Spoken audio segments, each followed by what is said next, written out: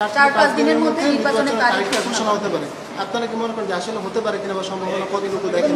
নির্বাচন কমিশনের দেখুন, যতক্ষণ পর্যন্ত মাননীয় প্রধান উপদেষ্টা অথবা ওনার কার্যালয় থেকে যথাযথ প্রক্রিয়ায় নির্বাচন কমিশনে লন্ডন বৈঠকের পরবর্তী যে সিদ্ধান্ত হয়েছে, সম্মতি হয়েছে, সেটা কমিউনিকেট না হচ্ছে, ততক্ষণ পর্যন্ত বাদ বাকি আমরা বা অন্যরা যাই বলি না কেন সেটা ধর্তব্য নয়।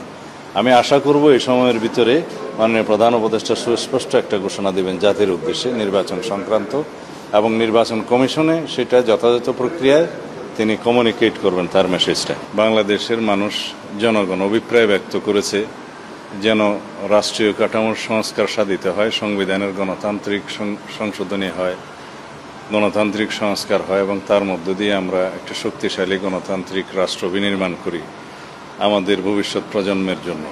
সেই লক্ষ্যে যে সংস্কার কমিশনগুলো গঠিত হয়েছিল তাদের রিপোর্টের পরবর্তীতে ব্যাপক আলোচনা হয়েছে প্রথম ধাপ এবং দ্বিতীয় ধাপের, এবং সেই আলোচনা এখন চলছে। জাতীয় ঐক্যমত্য কমিশন নামে সেই কমিশন এখন করছে, যার সভাপতি মাননীয় প্রধান উপদেষ্টা। এখন এই কমিশনের আলোচনার পর্যায়েও প্রায় শেষ পর্যায়ে। অনেক বিষয়ে জাতীয় ঐক্যমত প্রতিষ্ঠিত হয়েছে, দুই একটা বিষয়ে হয়তো নোট অফ ডিসেন্ট দিয়ে ঐক্যমত্য হয়েছে। আশা করি এই জুলাইয়ের মধ্যেই, 30 তারিখের মধ্যেই সেটা জাতীয় সনদ বা জুলাই সনদ যাই আমরা বলি সেটা রচিত হবে। এটা একটা ঐতিহাসিক ঘটনা অবশ্যই।